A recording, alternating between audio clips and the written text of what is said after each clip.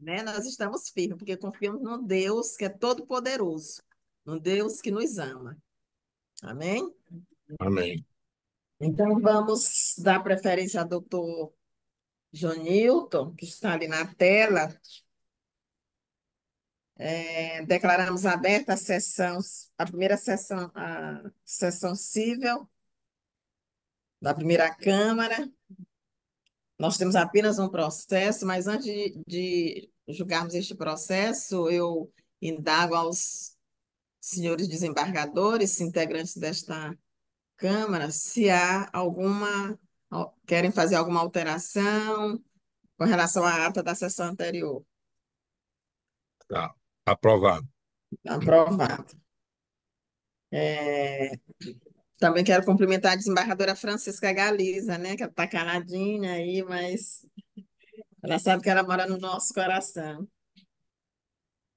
Anunciamos o julgamento da apelação civil número 080 46 68 45 2017, que tem como apelante Ministério Público Estadual do Maranhão e apelado Leonardo Barroso Coutinho, advogados Jonilton Santos Lemos Júnior, comarca Caxias. Eu vou proceder à leitura da, porque com certeza vai haver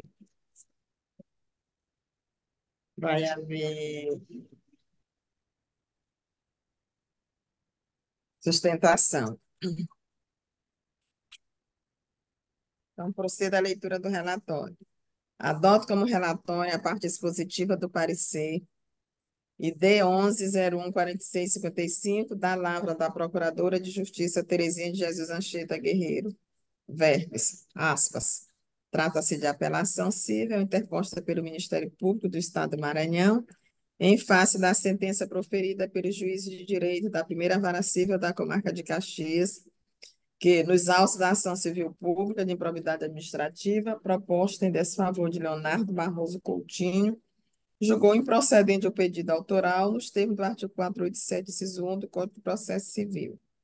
Razões de apelação civil, ID 98.3.280, pugnando pela reforma da decisão sob o fundamento de que a realização de contratos precários pelo administrador configura ato ímprobo, nos termos do artigo 11, caput, inciso 2 e 4 da Lei 84.29.92. Contra razões apresentadas, ID 98.3.284. Ao final, o representante ministerial opinou pelo provimento do recurso. Com a palavra, o representante do Ministério Público, pelo prazo regimental.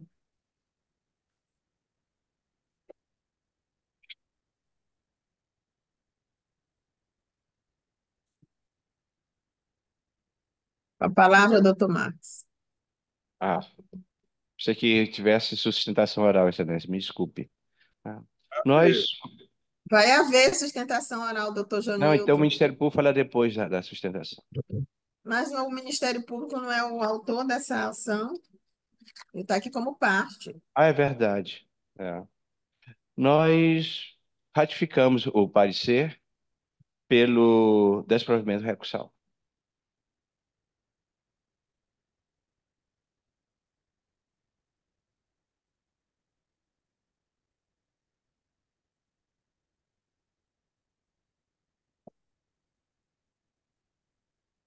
Foi franqueada a palavra porque está mudo o microfone da desembargadora Ângela.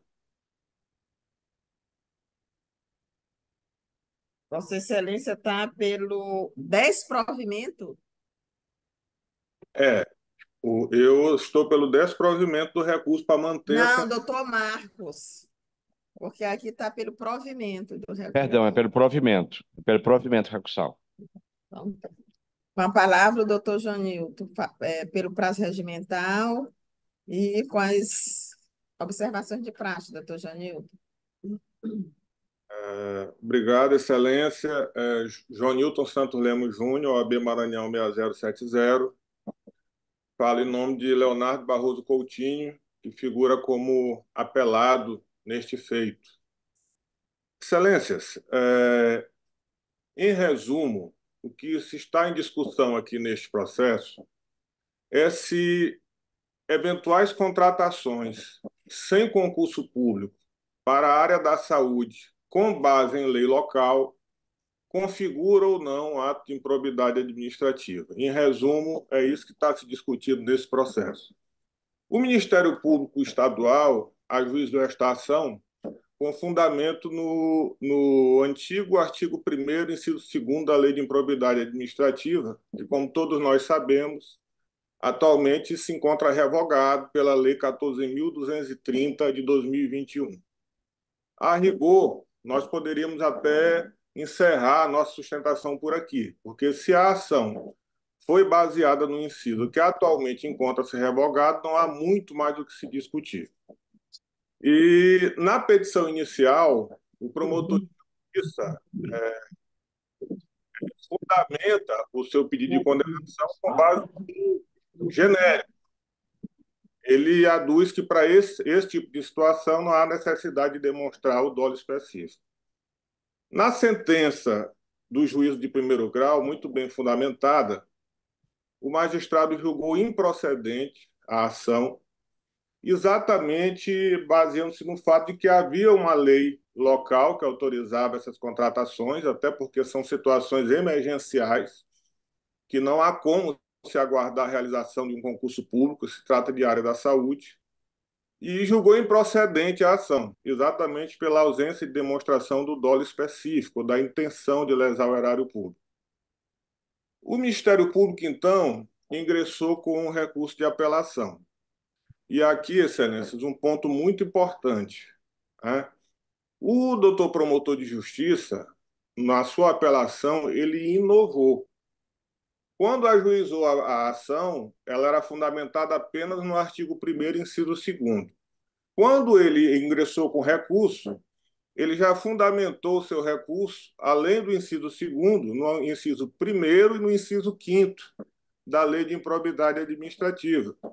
E como todos nós sabemos, é lição basilar em processo civil que não há essa possibilidade de inovar em sede recursal. Aliás, antevendo essas situações, o legislador foi muito inteligente quando promulgou a Lei 14.230 de 2021 e ele previu essas situações. Lá no parágrafo 10C da nova redação conferida pela Lei de Improbidade Administrativa, do artigo 17, diz o seguinte: após a réplica do Ministério Público, o juiz proferirá a decisão na qual indicará com precisão a tipificação do ato de improbidade administrativa imputável ao réu, sendo-lhe vedado modificar o fato principal e a capitulação legal apresentada pelo autor. Então, o próprio legislador já previu essa vedação de se inovar não em sede recursal, mesmo ainda na fase de instrução. Não é possível essa inovação após a réplica. E diz mais o parágrafo 10F: será nula a decisão de mérito, total ou parcial da ação de improbidade administrativa que condenar o requerido por tipo diverso daquele definido na petição inicial. Ora, se a petição inicial foi fundamentada apenas no inciso 2º, não poderia o Ministério Público inovar no apelo e inserir o inciso 1º e o inciso 5º. Como o requerido foi absolvido, não pode este Tribunal de Justiça, com base aqui na letra expressa da lei, condenar o requerido por um tipo diverso daquele definido na petição inicial. Mas eu vou mais longe, Excelências. Mesmo antes da edição dessa lei, esta primeira Câmara Civil já tinha um entendimento de que, para que haja condenação por improbidade administrativa na situação como a que agora se apresenta, seria indispensável a demonstração do dolo específico. Eu cito aqui a apelação civil 31.241/2017 da relatoria do desembargador Jorge Rachid, que diz expressamente: para a caracterização do ato de improbidade, deve estar demonstrada a malícia e má-fé por parte do agente público, sendo considerado ônus da parte autora a indicação e comprovação desses elementos essenciais. Excelências, contra este acordo aqui na época, o Ministério Público do Estado do Maranhão ingressou com recurso junto ao STJ, dando origem ao recurso especial 1.913.638, Maranhão. Este recurso ele foi afetado pelo STJ para julgamento a nível de recurso repetitivo, para que se criasse uma tese que pudesse ser aplicada a esses casos que se repetem muito nos tribunais. E a tese foi fixada pelo STJ em cima de um processo, repito, de origem desta primeira Câmara Civil, uma situação idêntica de contratação sem concurso público. Veja a tese firmada pelo STJ. A contratação de servidores públicos temporários sem concurso público, mas baseada em legislação local, por si só, não configura improbidade administrativa, prevista no artigo 11 da Lei 8.429, 92, por estar ausente o elemento subjetivo dolo necessário para a configuração do ato de improbidade violador dos princípios da administração pública. Então, veja que o STJ não só manteve a decisão dessa primeira Câmara Civil e prestigiando o entendimento do relator, do então relator, desembargador Jorge Rachid, e dos desembargadores que acompanharam esse entendimento, como transformou isso numa tese de recurso repetitivo que deve ser aplicada para todos os casos parecidos em todo o país, demonstrando, inclusive, o acerto e a boa prestação jurisdicional desta Câmara. No caso concreto, havia a Lei Municipal 1.314/95, que autorizava essas contratações. Não ficou demonstrado nenhum dolo, nenhuma intenção de lesar o erário por parte do ex-gestor, razão pela qual, excelências, firme nesse entendimento, nesses argumentos, é que a defesa requer o conhecimento, mas improvimento do recurso ministerial para manter a sentença absolutória e prestigiando o entendimento consagrado em sede de recurso repetitivo, com base num precedente desta primeira Câmara. Muito obrigado.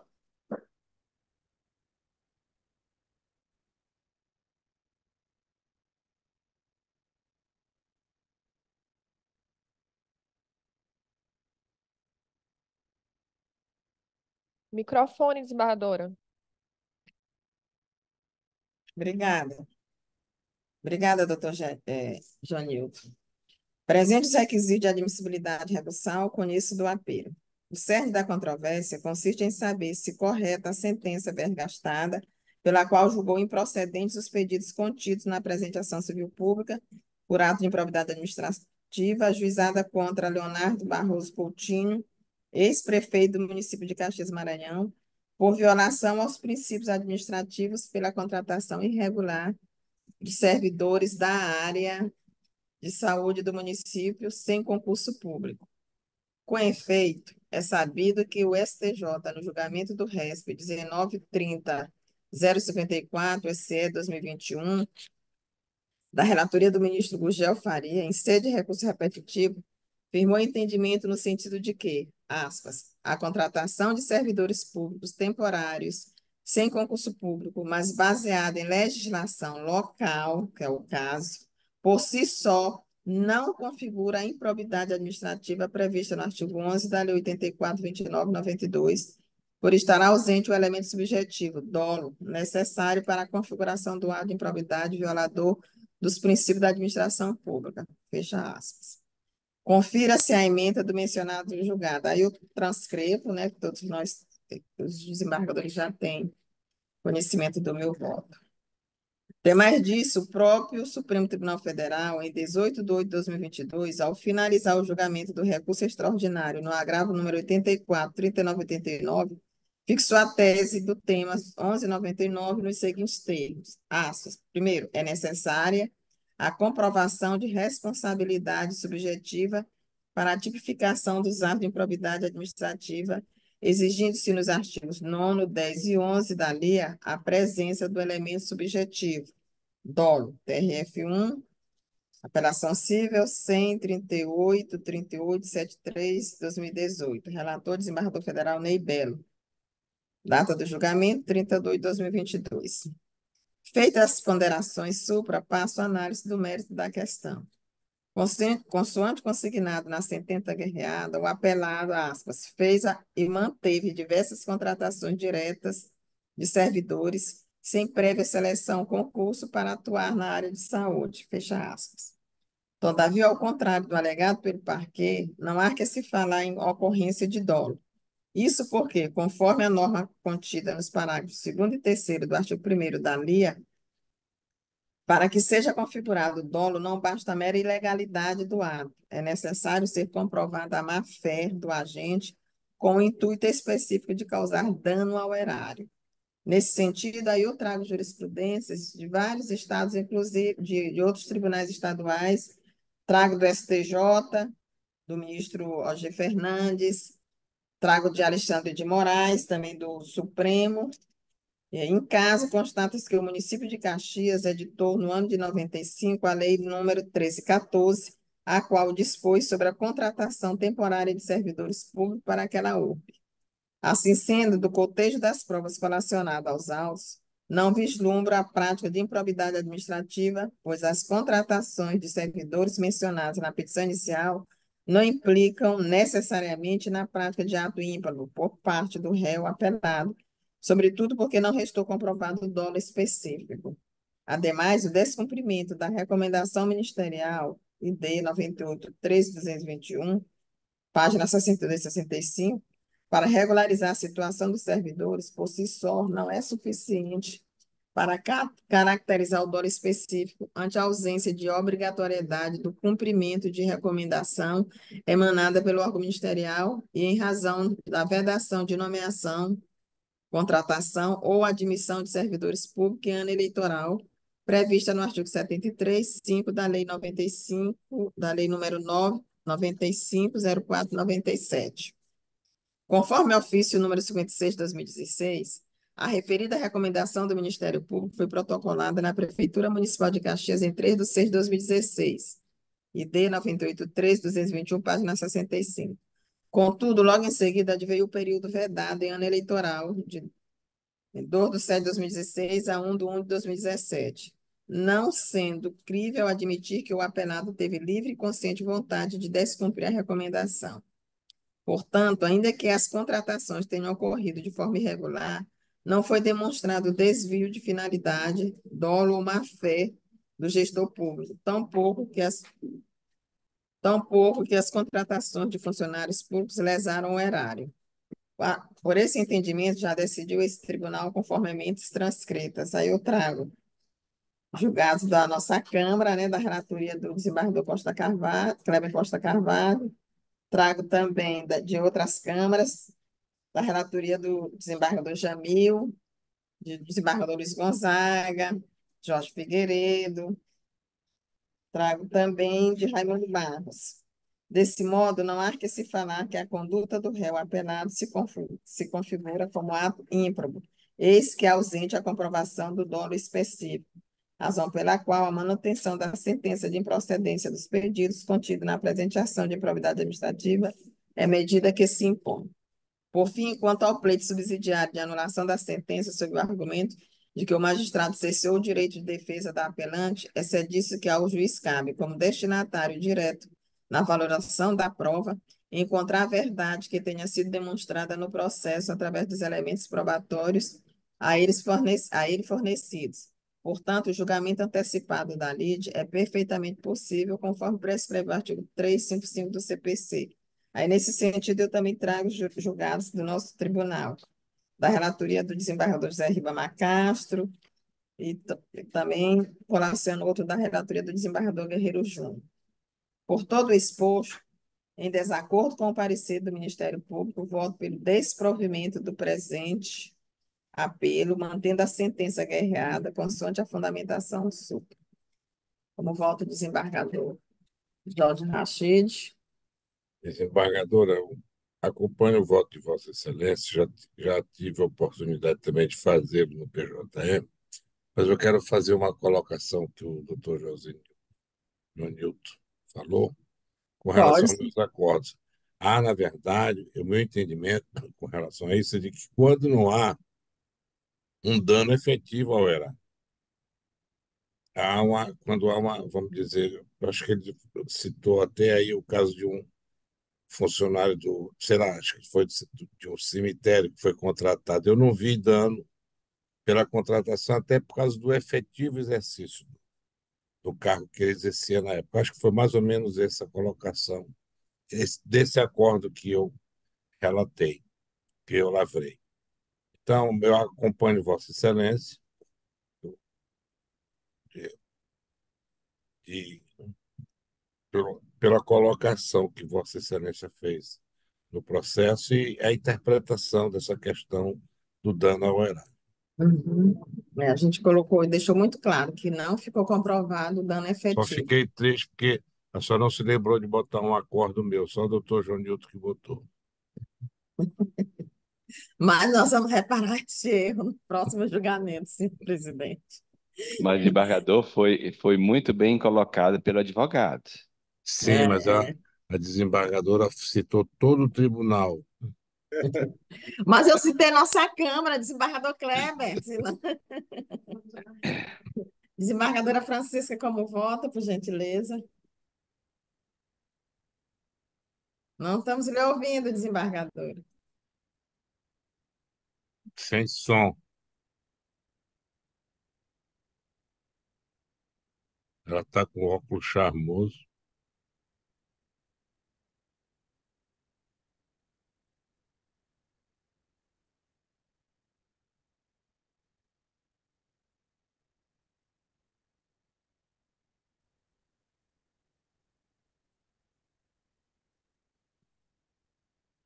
Manda chamar, como é que se diz? Manda chamar a.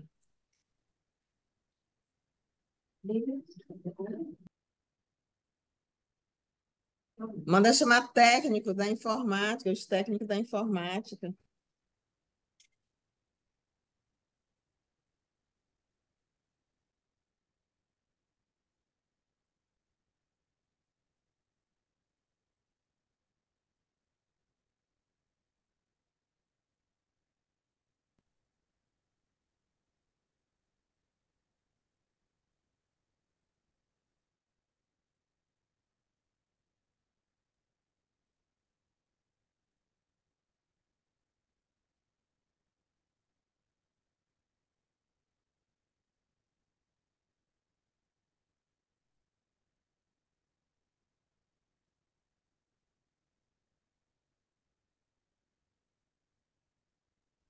Já se manifestou, desembargadora?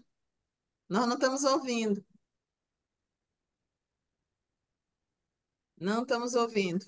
A Coloca no papel. a assessora está levando o fone para a desembargadora Galiza. Ela pediu um instante. Ah.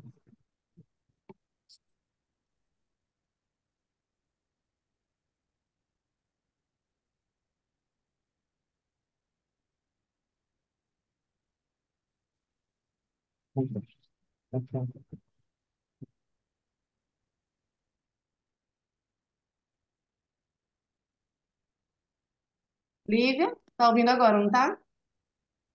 Sim, Tá ouvindo? Não, tá ouvindo. sim, Estão excelência. ouvindo? Acompanhe Vossa Excelência, desembargadora, o voto perfeito. Obrigada. Então, declarando o resultado, por unanimidade, esta Câmara é, julgou, negou provimento ao presente recurso nos termos do voto da relatora. Muito obrigada, doutor Jonilton. Vamos Obrigado. agora declarar encerrada a sessão de direito civil, né? Sessão civil. Vamos agora para a sessão de direito público.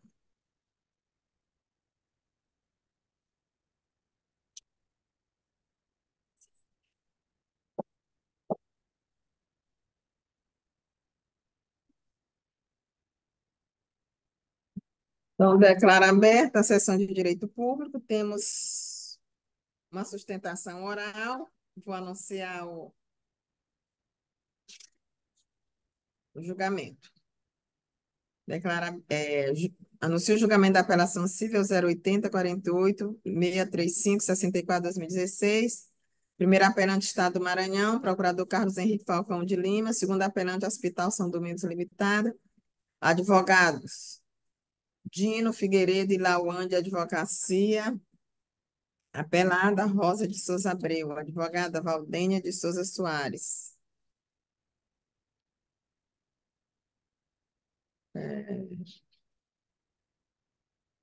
Vou proceder à leitura do relatório. Em seguida, concedo a palavra ao doutor João Vitor, que se habilitou. Relatório. Adoto como relatório a parte expositiva do parecer ministerial da lavra do ilustre procurador de justiça, doutor Marco Antônio Guerreiro, que se manifestou pelo, primeiro, desprovimento do apelo do Estado do Maranhão; dois, parcial provimento do apelo do Hospital São Domingos Limitada. Assim, aduzindo, aspas, são duas apelações cíveis interpostas da sentença prolatada pela Quinta Vara da Fazenda Pública do Termo Judiciário sede da Comarca da Ilha de São Luís, na ação combinatória proposta por Rosa de Souza Abreu, que julgou procedentes os pedidos, primeiro, ratificando a tutela antecipada de urgência; dois, condenando o Estado do Maranhão a ressarcir respectivas despesas ao Hospital São Domingos Limitada. Na decisão liminar, o juiz plantonista determinou ao Estado do Maranhão a transferência da autora para leito UTI da rede pública de saúde ou, inexistindo, o custeio do tratamento no Hospital São Domingos Limitado. ID 26, 78, 59, 82, páginas 15 a 19. Segundo a exordial, ID 26, 78, 59, 82, página 1, 8. Primeiro, a 30/7/2016, a demandante idosa de 91 anos sofreu mal-estar e foi levada para o Hospital Municipal de Jaume Marques, não sendo internada por falta de leito, e em seguida às UPAs da Cidade Operária e do Vinhais, mas não foi aceita por ser caso de internação hospitalar. Diante da urgência, foi conduzida ao Hospital São Domingos Limitado, onde internada em UTI em estado grave, e foi prescrita a implantação de marca-passo com valor de R$ 30.000, mas ela não tem condição financeira, inclusive para a quitação de demais despesas médicas hospitalares. Pugnou pelo tratamento no Hospital São Domingos, limitada às custas do SUS. A resignação do Estado do Maranhão, ID 26, 78, 60, 85, defende a inexistência de responsabilidade pelo custeio de despesas do nosocômio e a consequente improcedência dos pedidos iniciais, tendo em vista que a paciente foi atendida nas UPAs da Cidade Operária e do Vinhais, mas ela optou por buscar socorro na rede privada de saúde. Requer o provimento, sem contrarrazões. O inconformismo do Hospital São Domingos Limitado, ID 26, 78, 60, 99, sustenta: primeiro, condenação em honorários exclusivamente ao ente público por se tratar do único sucumbido. Dois, omissão quanto à condenação em honorários advocatícios a favor dos seus advogados. Três, inclusão de despesas médicas hospitalares no total de R$ 34.050,18 no dispositivo da sentença, sem a necessidade de posterior liquidação. 4, IPCA como indexador da correção monetária e do índice da caderneta de poupança para os juros moratórios a partir de 30/7/2016, quando a paciente foi internada. Requer o provimento, sem contrarrazões. Fecho aspas. Com a palavra, Ministério Público.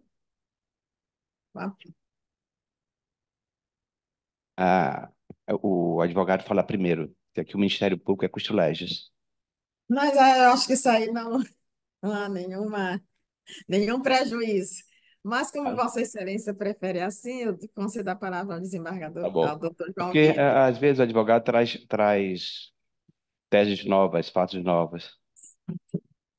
Doutor João Vitor, com a palavra, pelo prazo Bem, regimental, com as observações de praxe. tudo bem. Bom dia. João Vitor Rodrigues Oliveira, OAB 19.926, na defesa da primeira apelante, o Hospital São Domingos. Excelentíssimo desembargador presidente Jorge Rachid, excelentíssima desembargadora Ângela Salazar e excelentíssima desembargadora Francisca Galiza. Também o ilustríssimo membro do Ministério Público e colegas advogados, serventuários e demais presentes nessa sessão por videoconferência. Bom, o caso ora entabulado diz respeito à omissão do poder público em fornecer um tratamento médico. Caso, enfim, corriqueiro, a situação corriqueira, melhor dizendo, no nosso estado.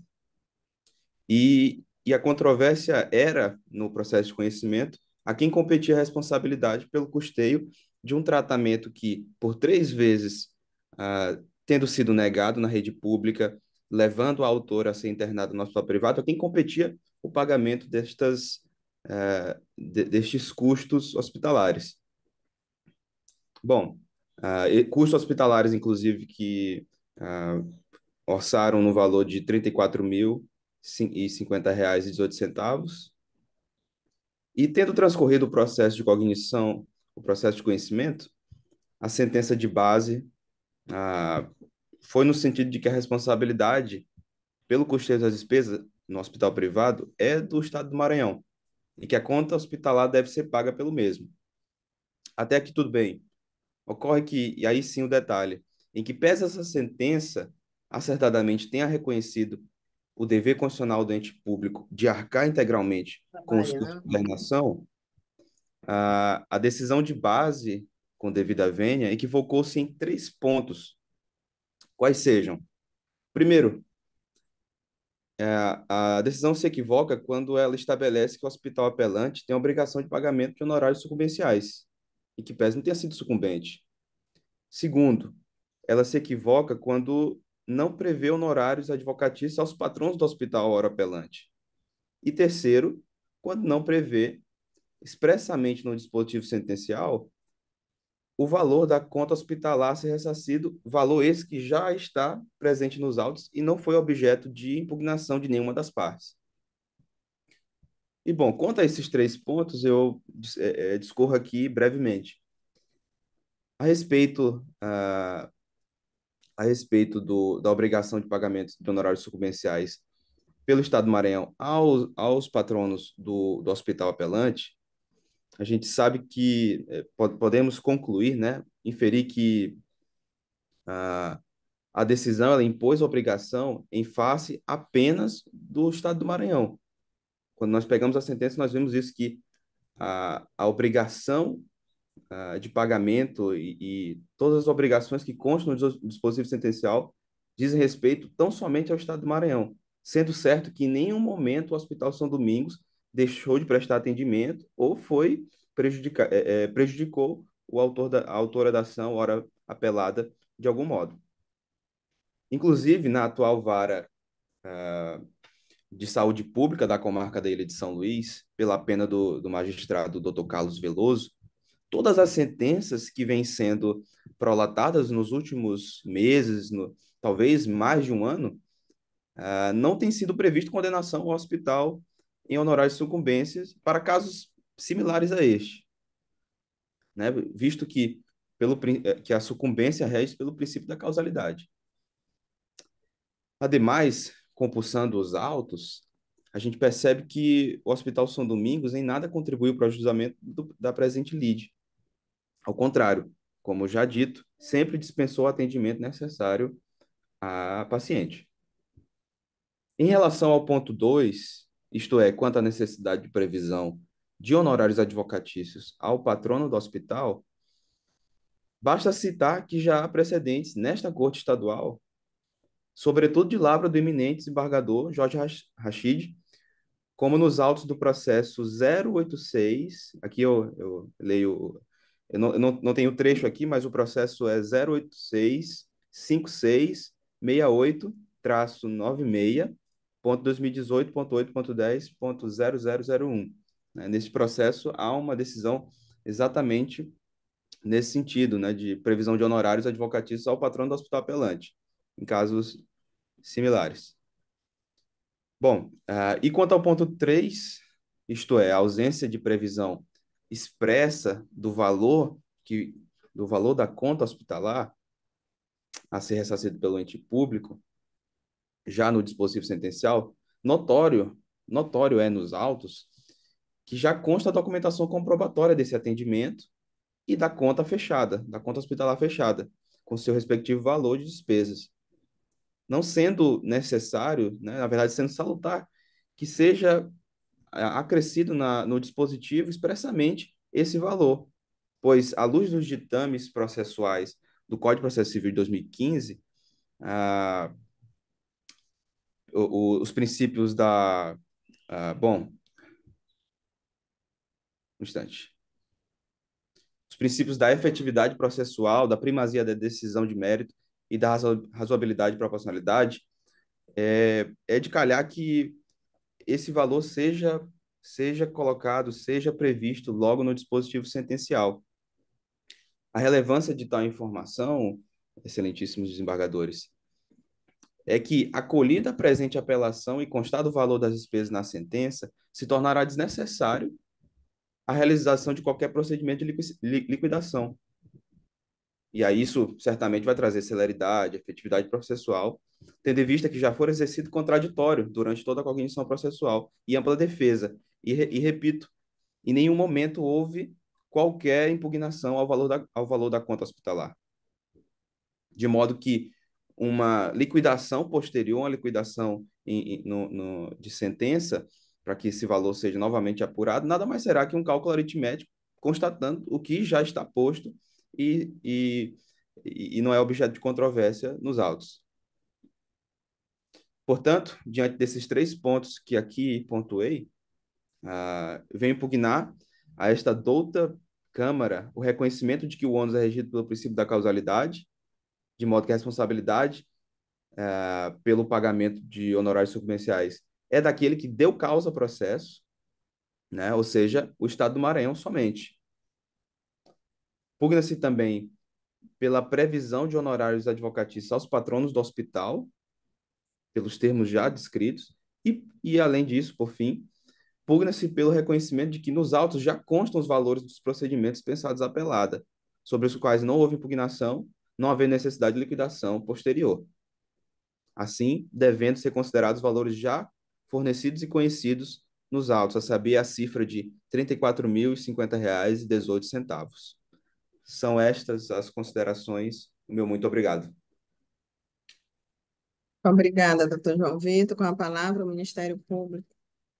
Inicialmente, eu cumprimento o desembargador Jorge, desembargadora Ângela, desembargadora Francisca Galiza, doutor João Vitor, serventuários, a nossa querida secretária, e agradecer à desembargadora Ângela em adotar como relatório o relatório do nosso parecer. O parecer foi subscrito por mim. São 2 recursos.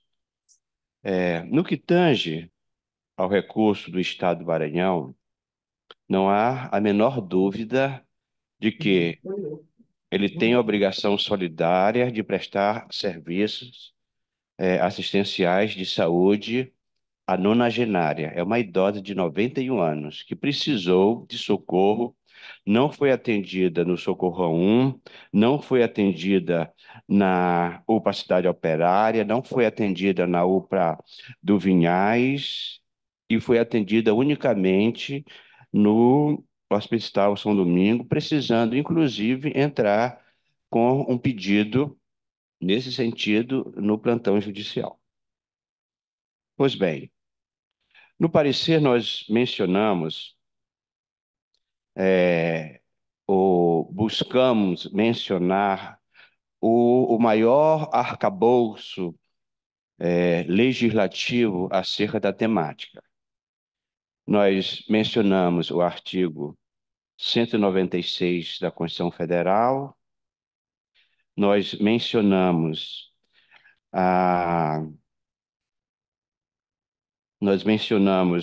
o artigo, perdão, a lei do SUS, a lei 8.080/90. Nós mencionamos a Convenção Interamericana de Direitos Humanos, nós mencionamos o Estatuto do Idoso, tudo a demonstrar a responsabilidade solidária do Estado do Maranhão. Inclusive, o precedente do RE 855-178 Sergipe, do Supremo Tribunal Federal, que resultou no tema 793, que estabelece a responsabilidade solidária dos entes federados.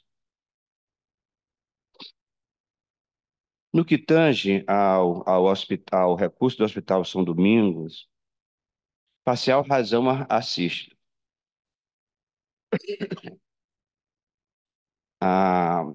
Ele pede um ressarcimento de 34 mil, deixa eu ver aqui, 34 mil e alguns quebrados, pelo marca-passo, no valor de 30 mil, e mais a medicação correlata.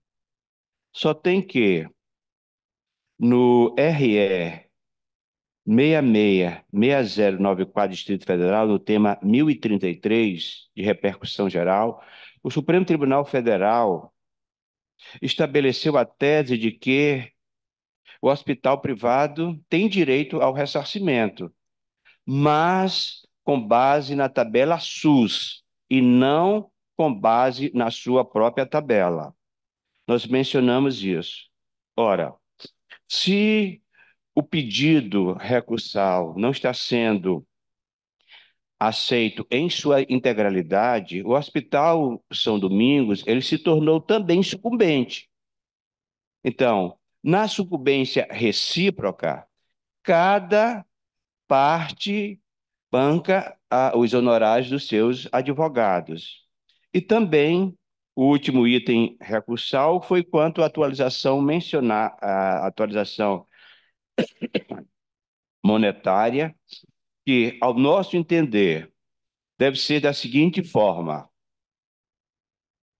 taxa referencial até 25 de março de 2015 e doravante o IPCA. Aplicação de juros de mora conforme índices aplicados à caderneta de poupança. E fazemos também aqui um reajuste no que se refere ao termo inicial de um e outro. Em se tratando de dano moral, o termo inicial da correção monetária deve ser a data do efetivo prejuízo. Súmula 43 STJ, em caso 31 de setembro de 2006, quando o ente público assumiu a obrigação de ressarcir o hospital por decisão judicial. Já o termo inicial dos juros moratórios é a data da citação.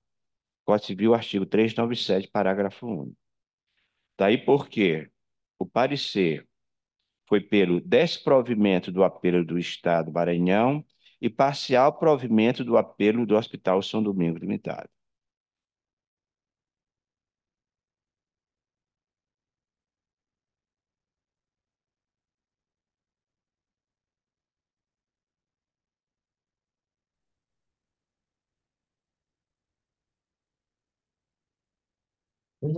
Já, doutor Marcos. Concluiu? Tá, obrigada, doutor Marcos. Então, vamos votar. Presentes os requisitos de admissibilidade, conheço dos recursos. A ação originária visa a tutelar a integridade física da idosa que necessita ser internada em leito de UTI com a colocação de marca-passo. Primeiro apelo. É disso que a saúde constitui direito social, sendo dever do Estado que a prestará mediante políticas públicas, sociais e econômicas nos termos dos artigos 6º e 196, ambos da Constituição Federal, os quais dispõe. Aí eu transcrevo os textos dos artigos, né? Que vou me abster de lê-los. No caso, como bem historiou o parquet,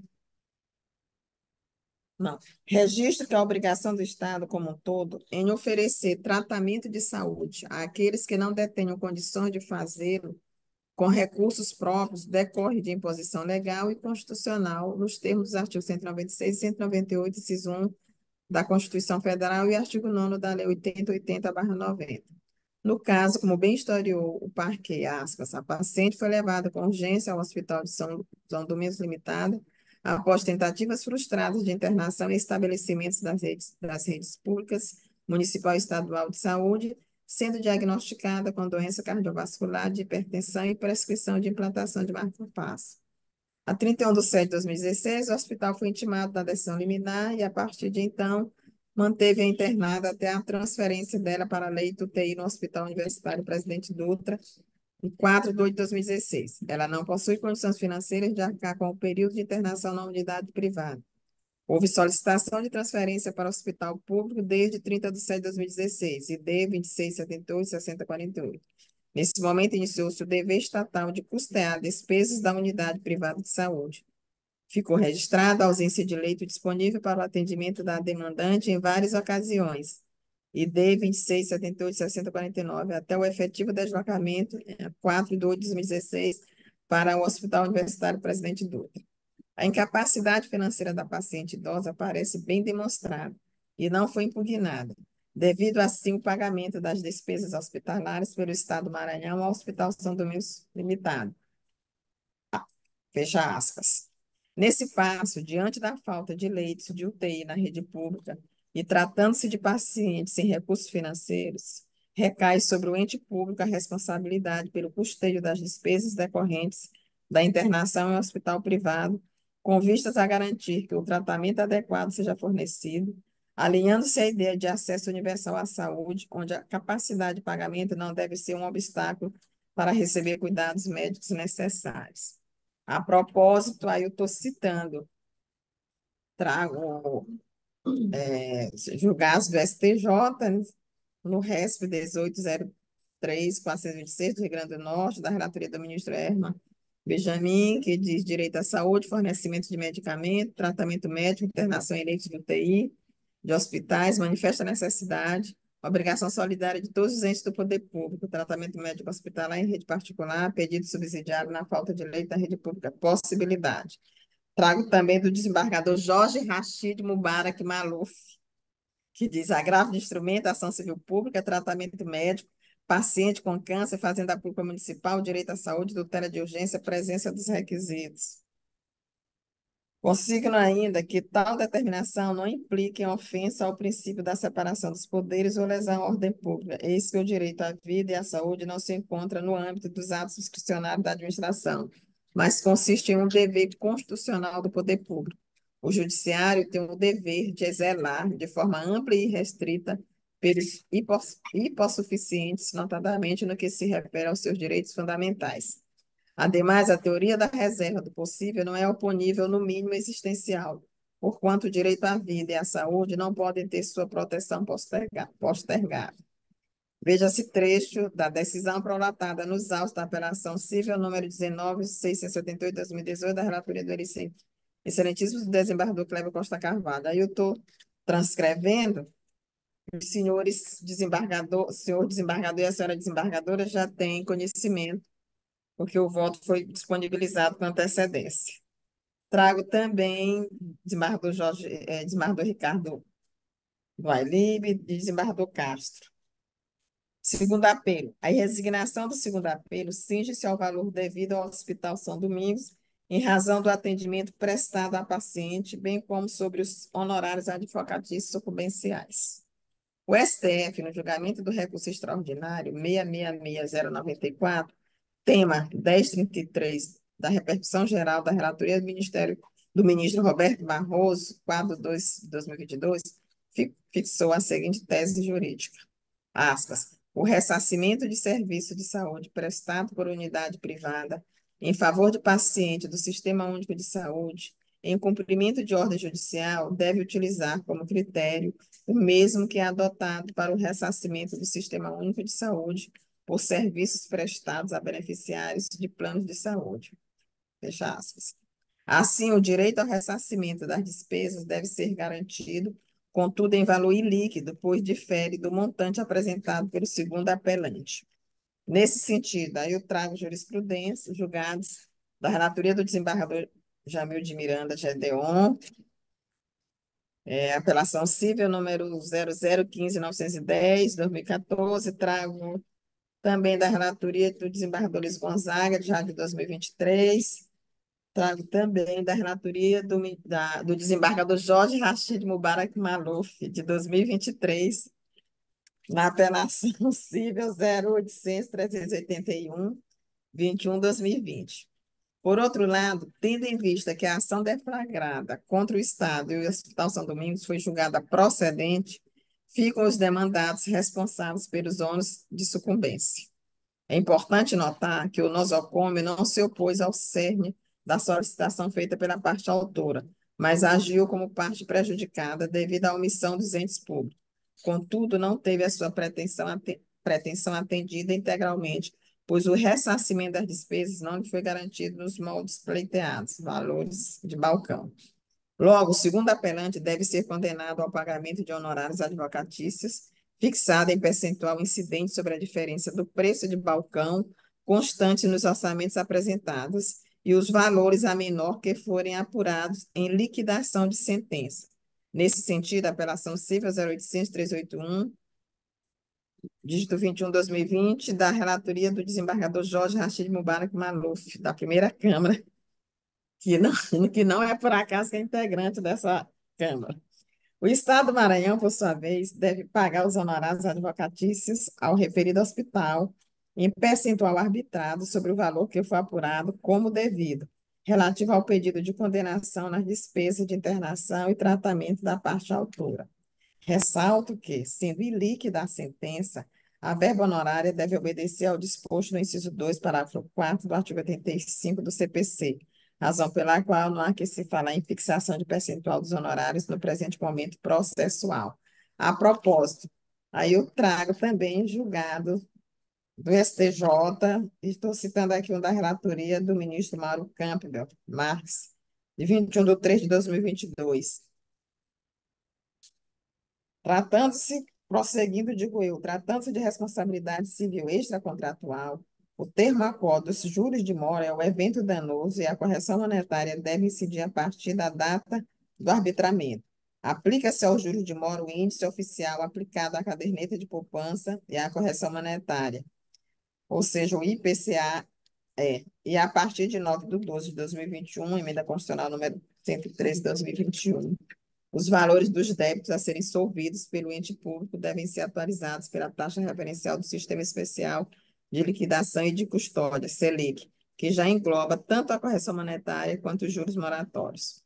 Por todo exposto, de acordo em parte com o parecer ministerial, nego provimento ao primeiro apelo e dou parcial provimento ao segundo apelo, para condenar o Estado do Maranhão ao pagamento de honorários advocatícios subvenciais em favor do Hospital São Domingos, cujo percentual deve ser fixado por ocasião da liquidação da sentença, com ressalvas ainda quanto aos juros e à correção monetária, que devem incidir nos termos da fundamentação supra, bem como quanto aos honorários advocatícios devido pelo nosocômio, que devem obedecer ao disposto no inciso 2, parágrafo 4 do artigo 85 do CPC. É como voto. Desembargador Jorge Rachid, como vota. Se eu percebeu que que o senhor foi demasiadamente citado. Foi. Fiquei satisfeito. Mas, desembargadora, apenas para comentar, eu vou acompanhar o voto de Vossa Excelência. Eu fico, não raro, o Hospital São Domingos vem reclamar essa questão do. O Brasil parece que é o único país do mundo em que ter lucro é crime. Um hospital do porte do Hospital São Domingos, ele não pode prescindir de um, um valor, quer dizer, de respeito aos valores apresentados, porque o custo de um hospital, ainda mais daquele tamanho, é grande. Eu conheço, aliás, é o primeiro hospital de São Luís, quer dizer, é o maior de todos e é o que absorve realmente a maior parte da demanda de internação. Não é isso, doutor Vitor? E então eu vejo que há sempre uma dificuldade nesse pagamento dos valores devidos ao Hospital São Domingos. No caso aí, pauta, não houve reclamação de todos os envolvidos na questão da fatura apresentada, e nem iria também, acredito eu, que o São Domingos iria buscar subterfúgio para aumentar valores, né?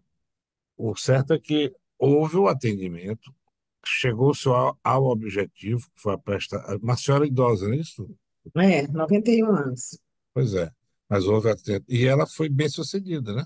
Colocação de um marca-passo, inclusive meu pai teve colocação de marca-passo e foi muito bem sucedido, quer dizer, dá uma sobrevida, dá uma qualidade de vida muito grande, né?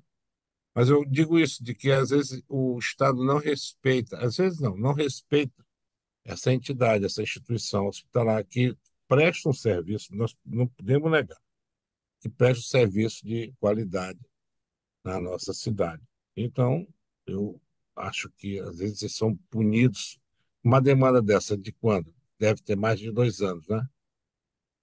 Tem, isso é de 2016, lá, Ó, olha aí, ó. tá na base. Ficar sem esses valores não vou dizer que eles estão, mas estão tendo prejuízo de qualquer maneira. Mas eu acompanho o voto de Vossa Excelência. Eu apenas fiz essa colocação, este processo, apenas para mostrar de que há dificuldade realmente no recebimento desses valores. Muito obrigada. Como voto a desembargadora Galiza. Acompanho Vossa Excelência. Obrigada, desembargadora, proclamando o resultado por unanimidade de votos. Esta Câmara negou o provimento ao primeiro apelo e deu parcial em parte, de acordo em parte com o parecer ministerial, negou o provimento ao primeiro apelo e deu parcial provimento ao segundo apelo nos termos do voto da relatora. Muito obrigada, doutor João Vitor. A divergência foi só quanto à atualização monetária, não foi, Excelência? Não houve divergência. Não, do Ministério Público houve, que ele está Do Ministério Público, sim. em Porque a emenda constitucional 113, que barra 21, que instituiu a taxa Selic, me parece que já é posterior à prolação da sentença. Eu não sei se seria cabível. Mas esse foi o nosso entendimento, né? Então, Não, é só para... Porque realmente eu não tenho dados para saber se não foi posterior à sentença. Porque se foi posterior à sentença, eu entendo, data vênia, que não seria caso de aplicação da taxa Selic. daí deixa o Estado vir questionar através de embargos ou qualquer recurso parecido. Mas esse foi o nosso entendimento. E um brilhantíssimo voto, como sempre, desembargadora. Obrigada. Então, proclamando o resultado, aliás, já proclamei o resultado. Muito obrigada. Obrigado a todos. Peço licença agora, um instante. Bom À dia. vontade, doutor João Vitor. Nós não temos mais sustentação oral, não é isso, doutora Lívia? Isso, presidente. Então, como os ilustres desembargadores têm o conhecimento já do nosso voto, eu apenas já ajustei algumas gramaticalmente, mas já foi substituído, eu vou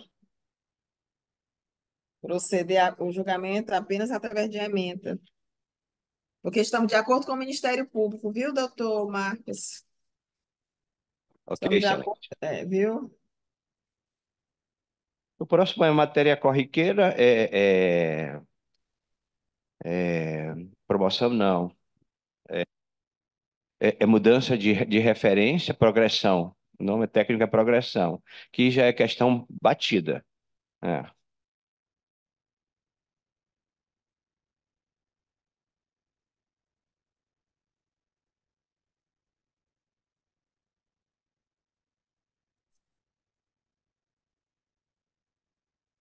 E o terceiro da O pauta terceiro, Vossa Excelência, é o é Ministério sem Público, interesse. sem Guardou interesse. bem. Então, o segundo. Então, anuncia o julgamento da apelação civil número 08-20682-32/2021, que tem como apelante do Estado do Maranhão, procuradora Adriana Moreira Araújo, apelado Cecílio Ribeiro Gomes, advogado Jorge Jackson de Souza Silva e outros, com marca Imperatriz.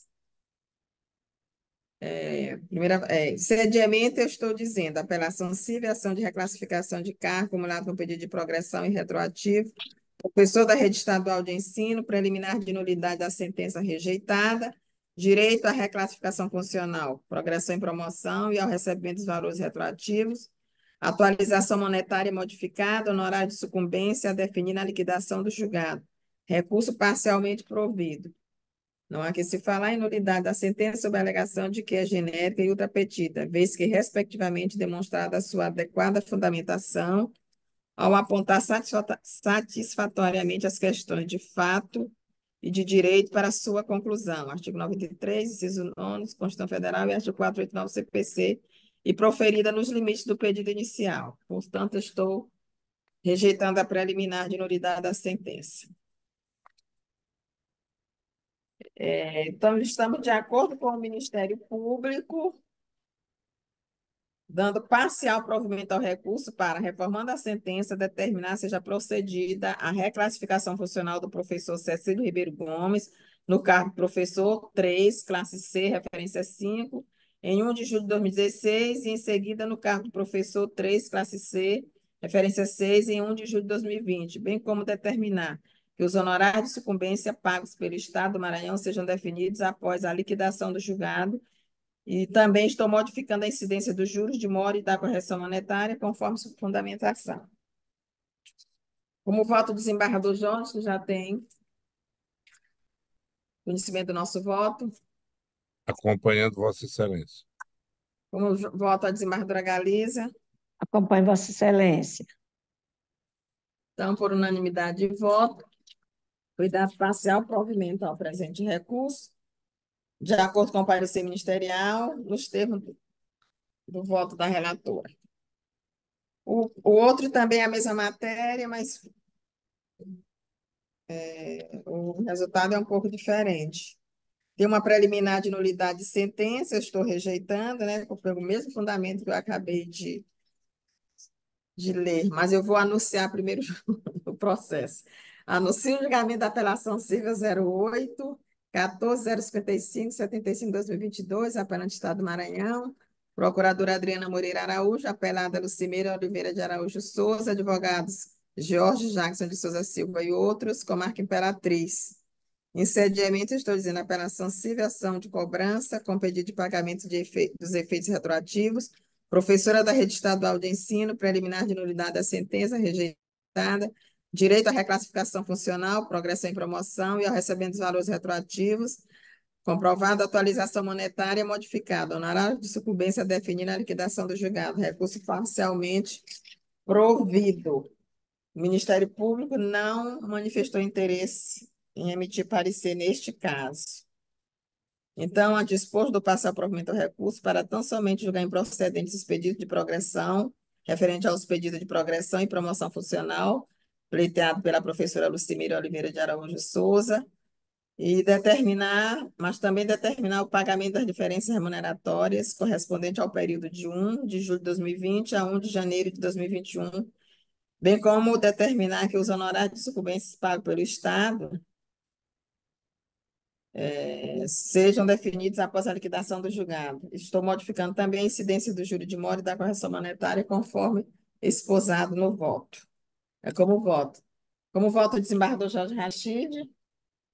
Embargadora, eu acompanho. Eu estou tendo problema aqui na tela, mas eu estou atento ao trabalho. Que Vossa Excelência Eu, também já tem conhecimento do voto, né? eu Que foi. acompanho o voto de Vossa Excelência. Obrigada. Desembargadora Galiza. Também acompanho Vossa Excelência. Tá. De acordo, proclamando o resultado, esta Câmara deu parcial provimento ao recurso, ao presente recurso, nos termos do voto da relatora, sem manifestação ministerial. Devolvo nesta... Não, ainda tem mais um? Não, não tem mais nenhum. Devolvo, portanto, a palavra ao nosso ilustre e queridíssimo presidente de Direito, desembargador Jorge Rachid Mubarak Maluf. E obrigado pela confiança, pela delegação da confiança. A presidência é sua também. Bom, nada mais havendo a tratar, declaro encerrada a sessão de hoje.